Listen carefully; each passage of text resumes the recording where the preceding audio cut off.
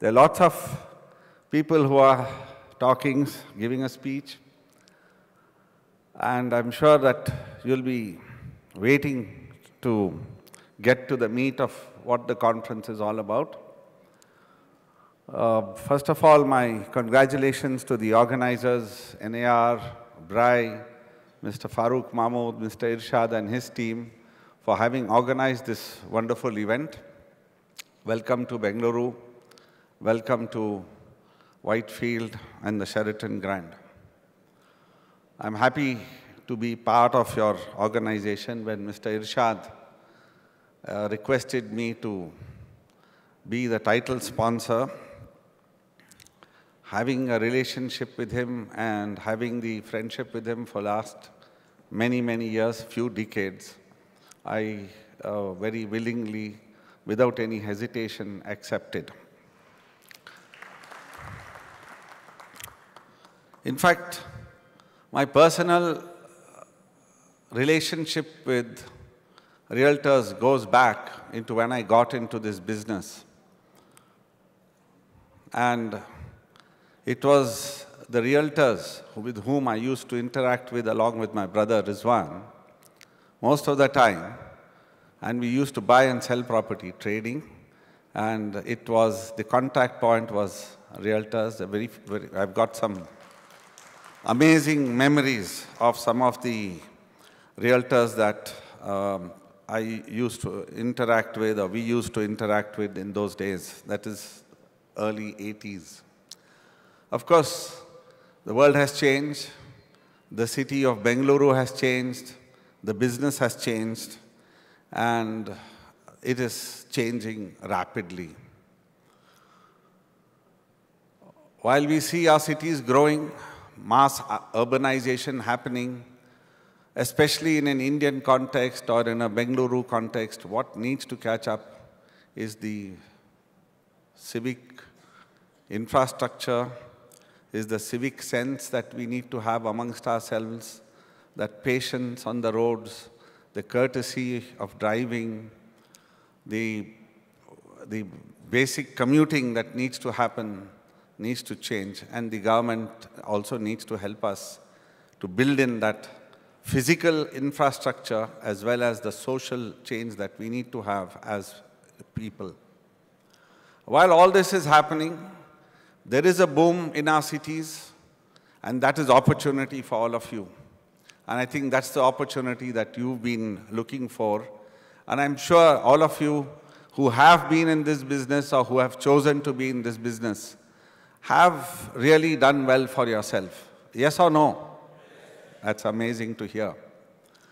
And I believe that is what keeps you going. And I think while we are doing what we are doing, what should drive us is just not the monetary benefits that you get of working. Because monetary benefit should be a byproduct of the work that you do. It's the satisfaction of the work that you do. It's the networking. It's this overall satisfaction.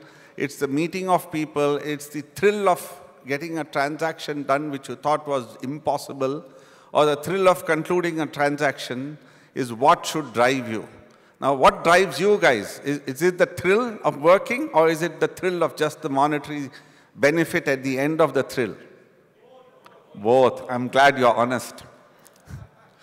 Yes, you do need the monetary benefits, but as I said, while we're doing what we're doing, we need to bring in values into our business. We need to bring in integrity into our business. We need to bring in the systems. And that, ultimately, my friends, will give you that satisfaction while you go home and go to sleep. You'll get a sound sleep and you'll feel happy about yourself and you'll be happy with your families. I'm not come here to talk about philosophy or to preach to you, but while we are doing what we are doing, I think we need to keep reminding ourselves why we are doing it. My association, like I said, with the realty community is just amazing. We've used the channel partners, as we refer to them, or realtors, to get the access to the land, and then afterwards, when we churn the land into property, we always use them as our selling arms to say and get the benefits instead of having a very huge sales team. And I think we've successfully done it, especially the Bangalore Realtors are very, very active, and it's been a partnership. Of course, today we are present in most of the South Indian cities, and I must say, amongst the South Indian cities, Bangalore Realtors are the most active. While the governments need to help us on building infrastructure, public transport, we are in the business of providing housing as private developers. What really happens is, workplace today has become a red-hot challenge. And it is as if someone has left that kettle of water to boil and forgotten to shut the stove. Competition has become fiercer. Ethics get compromised, and social media changes the rule of communication. How easy it is sitting here, you would have sent 4 pictures of what's happening here, you would have sent pictures of what's not happening here, you would have probably done a couple of deals on your WhatsApp by now or on your email by now. But let's take a lesson from this boiling water, and what goes into that boiling water. Let's take a lesson from this humble tea bag that goes into this boiling water. So when you look at the tea bag, it comes with this little fancy label. It's got the satin string, some comes with cotton string, some comes with a fancy little bag, and some is just an ordinary cotton bag. But what matters is not the outside exterior of the bag or how it looks. That means it doesn't matter how you dress or whatever. It does definitely help you to be presentable. But what really is more important is what is inside the tea bag. And the quality of the beverage, which is determined by the tea that's inside it. And this applies to all of us. In real life, clothes, degrees, cars don't matter. But what matters is the kind of people we are. How deep down are your attitude and what your beliefs are is what defines you. How good a service you can give to your customer is what defines you, apart from the fancy trappings that surround you. The real flavor comes out only when the tea bag gets into hot water. If you put a tea bag into cold water, what happens? Nothing, the flavor doesn't come out. So how a person behaves under pressure. So a tea bag thrives in hot water, and I think all realtors as well as developers love to thrive under pressure, and they always like to be in hot water. Yes or no? So good tea bags like to get into hot water. They don't run away from it. Actually, where other people run away, the realtors and developers actually get into the hot water. They know that the hot water will give the best flavor. You love the opportunity to test your skills and prove your mettle. And then, one more thing, my friends, is a tea bag. Look at it, it's porous. Only then the flavor comes out. So, what in real life we have to do is, don't try to survive in isolation. Try and be porous. Try and share, like how you've met today, to share information, to share knowledge with each other, and to try and see how you can do business with each other by sharing and by caring. So be like that porous tea bag which likes to give away. It's not necessary that you have to monetarily share something. You can share some information, you can share some knowledge and become better people. So that's how it is. And with this, as a leader, you must learn to share and always be available to your colleagues, to your friends. And I think the purpose of this very conference is that. And more so, another thing with the tea bag is whether you put the tea bag on the side or at the bottom or whichever way, the same flavor comes out. So the tea bag doesn't look for positions. So whether you are the president or a committee member or a chairman or just an ordinary member does not really matter. What matters is how much flavor is there in you as a tea bag, and how much confidence you have and how much you can share and how much you can give away. So don't always look for a position. Position will come to you. Don't seek for it, and position will chase you, because if they feel you are worth it, somebody will come and make you the president one day. Yeah, and then of course, once the tea is ready, you need as a flavor, you need some milk, you need some sugar. So these are complementary skills. So you add that flavor, you bring in the additional skills that help you to become better people, better realtors, or better developers. The objective has to be met, and you should learn to hunt in packs. And finally, one thing you should always realize, in a tea bag, somebody always holds the string. It could be your boss, it could be your wife, it could be someone, but somebody always, it could be the government. In fact, government holds the string for sure. And we have an MP here, so who knows it better than him? It could be a stakeholder, it could be a customer who holds the string.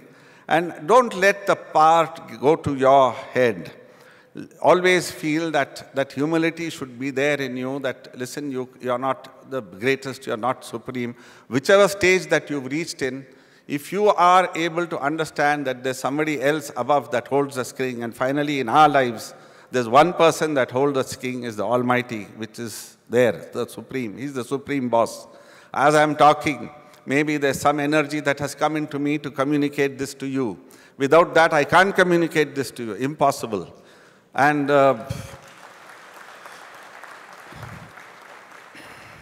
it's, finally, my friend, it's all about how tasty the tea is and not about the tea bag itself. So leaders get remembered for how good their teams were and the organizations they build.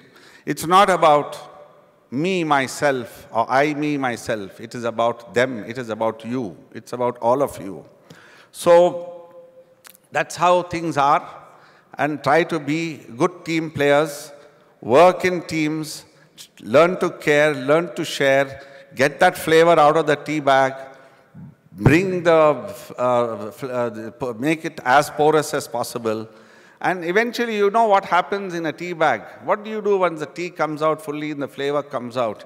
You take the tea bag out and then you enjoy your tea. Similarly, in any organization, that one tea bag has to move out, and at some point of time, a new tea bag has to come. So there has to be that change. So like I heard now, Mr. Ravi Verma talking about your current president moving out and your next president-elect coming in. So that is change. So sometimes in organizations, you have change in leadership. In organizations like NAR, you'll have a change in leadership between the committees and presidents. In a political setup, you have change in leadership, because change is also good. It flows like a river. Being stagnant is of no use. There has to be the flow, and it always brings in the freshness. Believe you me, in today's day and age, in the young age where the younger population is growing in our country, the demands from the millennials is different. Their tastes are different. The concepts are changing. In fact, even I'm telling you, the concept workspaces are changing. Today, there is a lot of emphasis on co-working spaces, unheard of 5 years ago, 2 years ago. Today, now, everybody is rushing for co-working, and it'll be a matter of time where companies will not be setting up their own offices, but will be working from co-working spaces completely.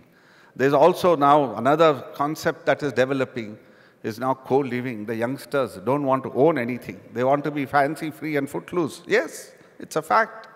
And they just say, why should I get into this liability for 15 years, 20 years, get tied up in particular city, become a slave to my bank, pay my EMI? Why should I do it? I'll just go, live where I want, work where I want, do what I want. The concept, the thinking itself is changing. So while that is changing, what we should do and what we should think is how we as realtors, how we as developers can also adapt, and how we can amend ourselves to those big, huge changes. Because I'll give you a case. Now today, most of you have got lovely, fancy smartphones in your pockets. Did you have these same fancy smartphones in your pockets 10 years ago? No. Even Nokia came in I remember in India when we had the cell phone that came in, we had one sort of a heavy instrument carrying, and it used to be one event to carry that. Then came the days of Nokia. And today, does anybody remember Nokia? Very few. The rest of you know Samsung, they know Apple, they know everything else. And there are many more smartphones, of course, but these are the brands that come to your mind. Similarly, photography, Kodak. Do you go for a holiday with you? There was a time you used to carry 2 dozen rolls in your little bag to take pictures. That's gone, that's finished. Now you just take out your cell phone, no need for a camera also. Just take pictures, some of the amazing pictures, and then boom, you've got the best pictures in the world. And you become a very professional photographer. So my friends, that is what is happening. Of course, reality is real. It is to be seen, it's highly visible. But while we are doing what we are doing, I think there are many questions that we need to ask ourselves, you as realtors, we as developers, and try and see how, when the world is changing, how we also can adapt and adopt ourselves to this change. I once again thank the organizers to give me this opportunity to speak to you, to communicate to you and mingle with you. I deem it a privilege, and welcome you, all of you who have assembled from the entire country. All the best, and for your deliberations and for your networking. Have a blast. Enjoy the whole next 2 days. Thank you.